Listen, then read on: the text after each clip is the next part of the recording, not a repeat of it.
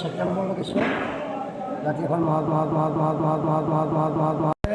এই নামত জাতি ধৰ্ম বৰ্ণ ভাষা নিৰ্ভৰ পূৰ্বতেও লাখ লাখ ভক্তসকলে অংশগ্ৰহণ কৰিছিলে, এতিয়াও কৰিব। সেয়া আমি সকলো জনাত এই পালনামত সেৱা লৈ তেখেতসকলৰ জীৱন কৰাৰ লগতে পৰিয়ালৰ মংগল কামনা কৰিবলৈ আমি আহ্বান জনাওঁ। এই সুযোগতে আমি সংবাদ মাধ্যম, বিভাগ, খোৱাপানী, বিদ্যুৎ, পথ, জিলা প্ৰশাসন, আৰক্ষী অধীক্ষক, আমাৰ আয়ুক্ত মহোদয়, মাননীয় মুখ্যমন্ত্ৰী মহোদয়, সাংসদ, বিধায়ক সকলো জনাত আমি আহ্বান জনাইছোঁ সকলো ইয়াত আহক। ইয়াত যেতিয়া লাখ লাখ ভক্ত সমাগম হ'ব, সকলোৱে আমি যদি সহায় নকৰোঁ তাহলে পালনাম ভাবি সাফল্যমণ্ডিত কৰাত আমাৰ সম্ভৱপৰ নহয়। সেয়েহে আমাৰ স্থানীয় গাঁওসমূহ সকলো আহিব লাগিব, সকলো আহি আমাক সহায় কৰিব লাগিব। আমাৰ লক্ষ্য উদ্দেশ্য এতিয়াই পালনাম পাতি যে আমি জাতিৰ মংগলৰ কাৰণে পতা হৈছে, জাতি কুশলে থাকক। আৰু উঠি অহা প্ৰজন্মক এই গুৰুজনৰ নামঘৰৰ ভিত্তিতে আমি আহ্বান জনালোঁ, এজন সুস্থ সবল নাগৰিক হৈ দেশ মাটি সেৱা কৰিবলৈ আগবাঢ়ি যাওক, কৰ্ম সংস্থাপন কৰক, তেখেতসকলক আমি আহ্বান জনালোঁ। কিন্তু এইখিনি আমাৰ দুখৰ বিষয় যে 4খন জিলাত বানপানীয়ে আমাৰ ৰাইজৰ দুৰ্গতি কৰিলে, খুব অনিষ্ট সাধন কৰিলে। এই অনিষ্ট সাধনত আমি মৰ্মাহত।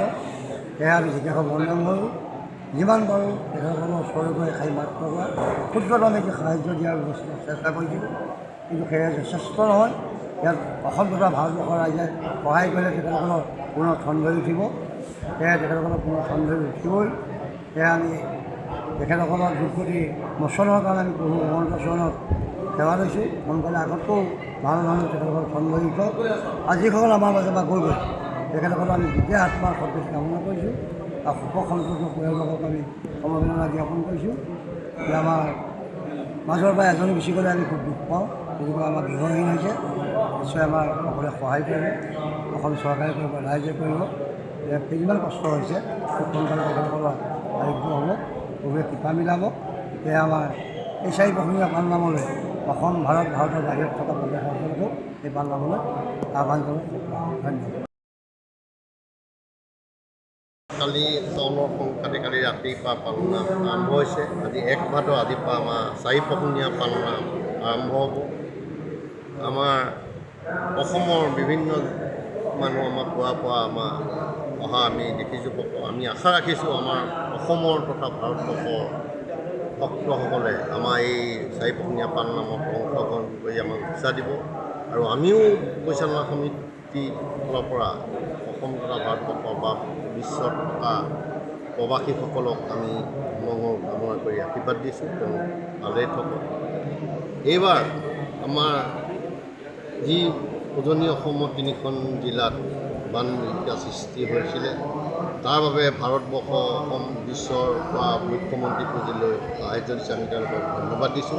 আমিও অসমৰ ৰাইজৰ হৈ বৰ্ণসংকৰ পৰিচালনা সমিতিৰ পৰা আমি এখন চেক মুখ্যমন্ত্ৰী পুঁজিত দিছিলোঁ 3 লাখ টকা। আৰু তেওঁ নিমন্ত্ৰণ কৰিবলৈ গৈছিলোঁ আমাৰ পালনাম ভাগিত অংশগ্ৰহণ কৰিব। তেওঁ ছেপ্টেম্বৰ 1 উইকত আহিম বুলি ক'লে। আৰু তেখেতে এটা নিজেই কৈছে যে ঢেকীয়াখোৱাত আমি অসমৰ নাম জ্বলা কিবা এটা কাম কৰিম। আমি আশা ৰাখিছোঁ তেখেতৰ সেই বক্তব্যটো শুনি আমি আনন্দ হৈছোঁ। আৰু আপোনালোককো জনাইছোঁ যে তেখেতে অসমত চকুত লগা এটা অনুষ্ঠান কৰি গঢ়ি উঠিম বুলি কৈছে।